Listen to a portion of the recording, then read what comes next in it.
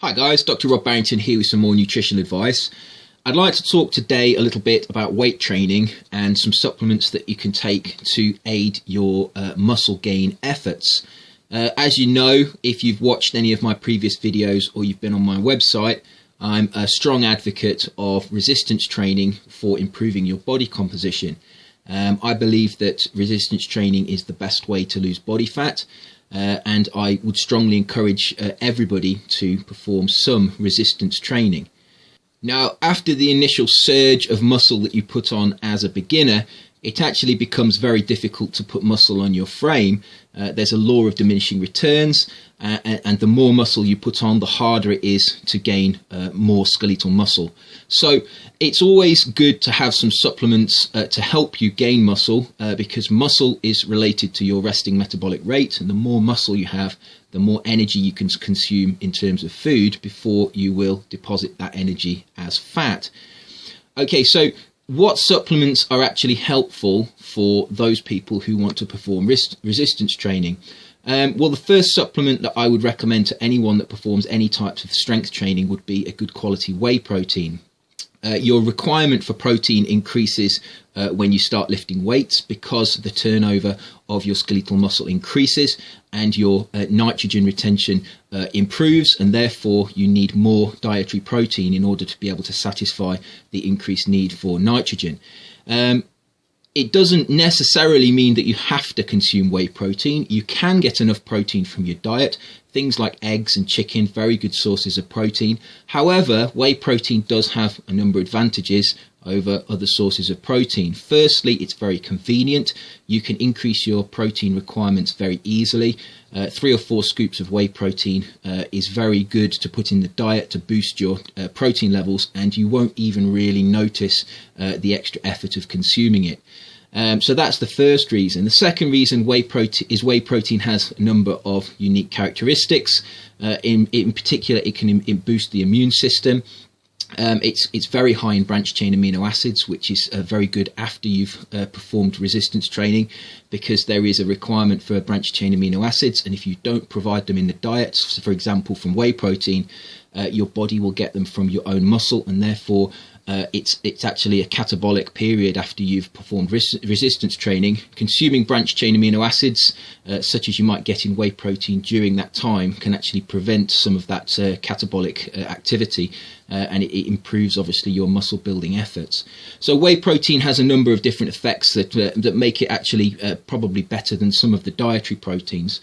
It's not an essential thing to take. If you want to get the protein from your diet, that would be acceptable, but it makes the effort of eating extra protein much easier. It's reasonably tasty if you get one of the flavored whey proteins, but avoid anything with artificial sweeteners in and anything with sugar in. Obviously, it should just be simply whey protein with natural flavors if you get a flavored variety. Another supplement worth considering if you're resistance training is creatine monohydrate. Creatine has been shown in many well-designed studies to be an effective ergogenic aid for those people lifting weights. It will cause a certain amount of increased water retention, which means that you put some weight on initially. But the creatine provides the phosphocreatine system with extra energy, and therefore this can aid resistance training, because the phosphocreatine system is used extensively in resistance training. So you can get the extra 2 reps out of a set, and this increases your rate of muscle growth. So it's not just a gimmick. Creatine monohydrate does work. It's one of those supplements that does actually do what it says on the tin. There aren't many ergogenic aids that have drug-like effects. Creatine is one of them. It's not essential. You can build good quality muscle without creatine, but creatine is one of those things that when you get to that point where it's getting harder and harder to put extra weight on, you can't put that extra bit of muscle on, if you add creatine into your diet and you follow the directions on the supplement container, which you can either load it or you can take it over a period of time until it builds up in your system. You have to allow this building up of the creatine in your muscles. Once it's built up in your muscles, The creatine supplies the phosphocreatine system with extra substrate, and that allows you to perform put extra intensity into your workouts, which in turn will help you build more skeletal muscle. So it does work, and it is worth considering taking creatine monohydrate. The last supplement I would suggest that everybody who performs resistance training takes, and I would actually suggest that everybody takes this supplement anyway, is a good quality multivitamin and mineral formula. The diet that we eat, even if it's of high quality, is missing some of the minerals, and therefore I believe you need to take supplementary minerals in your diet. It's not worth, in my opinion, risking a vitamin deficiency by hoping that your diet has the vitamins it needs in the foods that you consume. Taking a multivitamin and mineral is a good insurance policy that every day you are supplied with at least the RDA of all the vitamins and minerals you require. Any excess that you require will be in your food, obviously. The best multivitamins are the most expensive usually, because they take more processing to make, and therefore the cost goes up during manufacturing. Cheap multivitamins tend to be cheap for a reason. They contain non-absorbable forms of minerals sometimes, so it's worth doing some research to find the best brands. Brands like Lambert's and Solgar are very good brands I know of. There are others. Twinlab make a good multivitamin as well. But search around for the best brands. They tend to be more expensive. The reason that you particularly need to take a multivitamin and mineral formula if you're resistance training is because when you start to train and you increase your physical activity, your metabolic rate increases. All of the reactions in your body move at a faster rate because your resting metabolic rate is working at a faster rate, and therefore you use up the nutrients you have more quickly.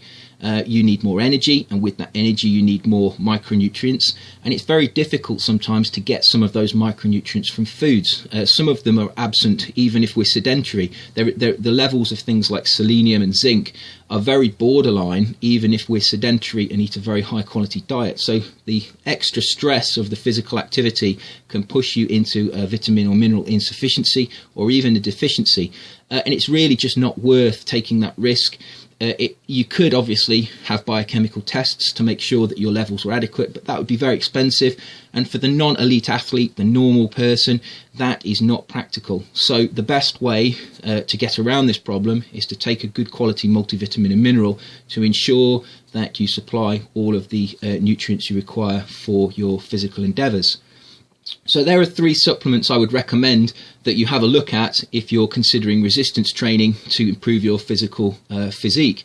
Whey protein, a good quality whey protein. Have a look on the internet. There are some good deals for whey protein now on the internet. The same with creatine. You can buy creatine in bulk. It's actually very cheap. And a good quality multivitamin. You'll need to do some research to find the best quality ones. Look for minerals that are amino acid chelated. Look for doses of B vitamins above 25 milligrams for most of the B vitamins. Look for avoid the kitchen sink formulas as well. You just want all of the essential vitamins, all of the essential minerals. Anything else that's put in there, phytonutrients and other nutrients that aren't essential, you're paying for something you may not need.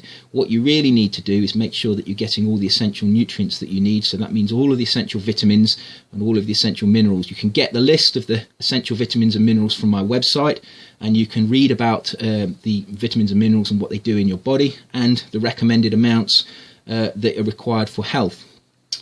Remember that if you're performing extremely intense physical activity, you will need more than the RDA of the vitamins and minerals, and some of the RDAs are not even really high enough for sedentary individuals. So be wary of very cheap vitamins that have very low levels of the essential nutrients in them.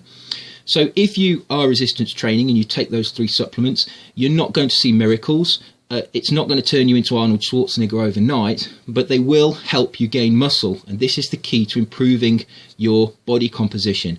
The more muscle you can put on, the more calories you can consume in the day without storing fat. And that really is the key to weight loss. Adding muscle to your frame and eating a high quality diet are the 2 things you really need to do in order to ensure that you reach your physique goals.